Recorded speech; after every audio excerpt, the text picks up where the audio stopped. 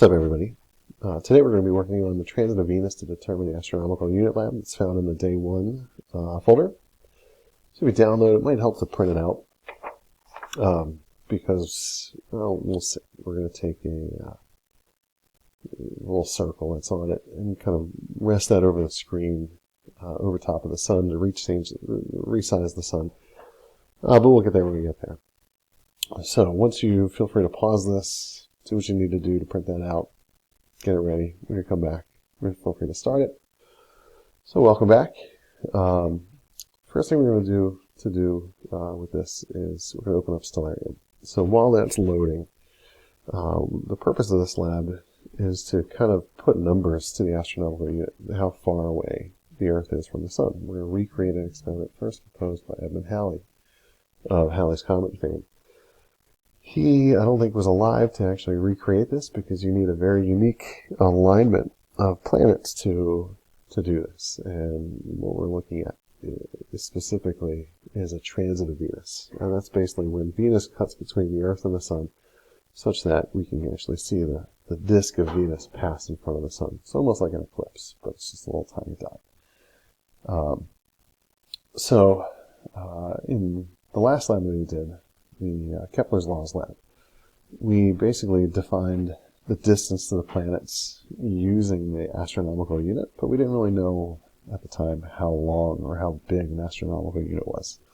So that's our goal today. We're going to try to figure that out. Once we figure that out, we can then use that information to find the actual distances between all the planets and the Sun, and therefore from the Earth to all the planets, depending on when and where we are in our orbits. So, start Stellarium. When you start up Stellarium, we want to change our date. We're going to use the date that was the last transit of Venus, and that occurred in 2012. So, on the lab, set number 2, set the date to June 5th, 2012. Oops, going the wrong way. And we go June 5th. There we go. And then we're going to look for the Sun. Right now, on my screen, it's after dark because I'm doing this late in the evening.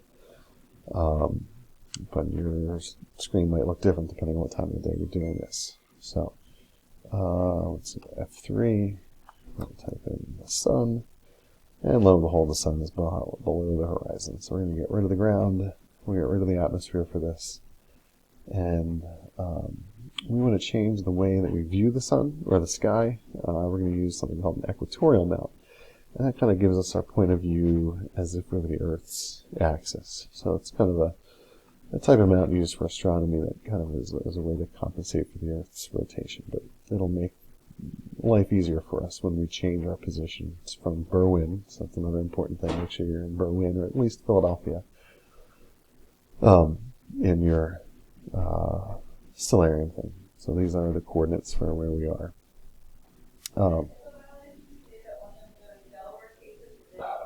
Sorry about that, but anyway, we're going to move from the Berwyn area down to South America later in this lab. So we're going to zoom into the Sun. I think in the lab it mentions about 1 degree field of view. So we can see the location of sunspots. I forget if I hit the... Yeah, there we go. Okay, see the location of the sunspots. And location of Venus. Venus just happens to be here. So this is something that happens about twice a century. So we're going to move the time forward or backwards, depending on when you're doing this, such that Venus just kind of enters the edge of the Sun. We call that first contact. And I'm going to pause time just to kind of make life a little bit easier. I suggest you do the same. And then we're going to increase our time. After we've recorded this time, we're going to increase this time minute by minute until we get all of Venus just inside the disk of the Sun. And then we're going to record that. That's second contact. And then we're going to do the same thing. This time we can jump by a couple of hours at a time. And we want to get it so that the edge of Venus just makes contact with the edge of the Sun. So right around there.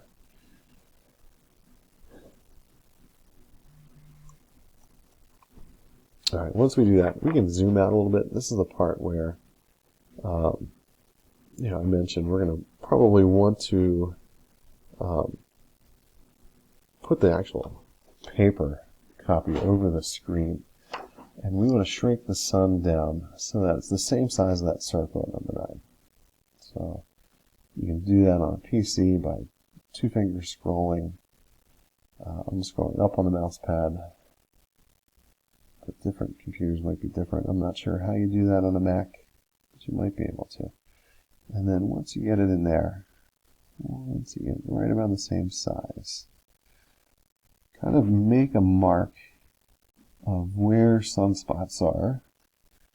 So the brighter one, well, the darker one, looks like it's around, if the sun were a face of a clock, it looks like 7:30 position. And then you also want to make a little tiny mark where Venus is on there. So maybe around the 2:30 position. All right. Once we've got those two things located, we're going to change our position. So we're going to go to the compass rose up here. We're going to change our position to this town that's directly south of us in Peru, Pucallpa, or Pucallpa. I'm not sure how to pronounce that.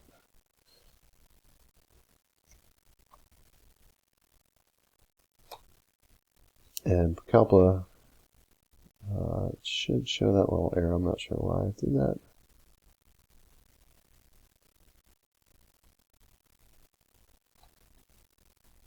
There we go. Okay. So we're going to go back. We're going to reverse time again. Zoom in on the sun a little bit more. And get it so that the sun just makes contact with the edge, of the sun. So first contact right there. And then we're going to record that for number 12. And then we're going to move forward in time until we get second contact. And then the part that we really care about, this is our third contact over here. So we're going to move time until it just barely touches. There we go. And then this is where it's going to be kind of important that we do as thorough a job matching things up as possible. We're going to zoom back out again. And then use a spot on number 15, but I think it works better if we use the same circle as we did for number 9. So we're putting the paper right on top of the screen again, zooming out right until we get the sun to be the same size. Try to line up the sunspot with the sunspot you drew earlier, and then make a note on here where Venus is on there. It really is going to be tough to see much of a change, but where I think this can be useful. If we zoom back in again, kind of make a note where the top of Venus is with like maybe a pencil point right around here, and kind of hold that in place while you return back to Berlin. So you can go back to your default, or even it works, we're right around here, so it'll be close enough. And then now you can see where that same part of Venus has moved with respect to the pencil that you kind of put on the screen there.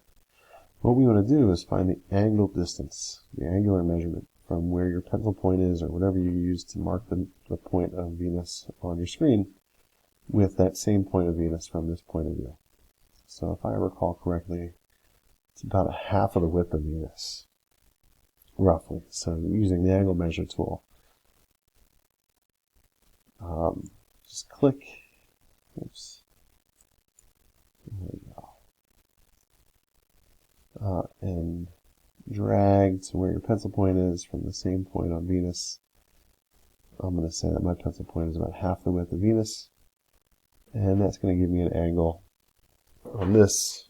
It's probably going to be different for yours. I'm not actually putting my pencil point onto here. So about point or 33.5 6 seconds of arc. And that's what you're going to record in number 16. So tomorrow what we'll do is do the calculations to figure out, based on our data, what our distance to Venus is, and then therefore moving from that, what our distance to the Sun would be. So that's it for tonight.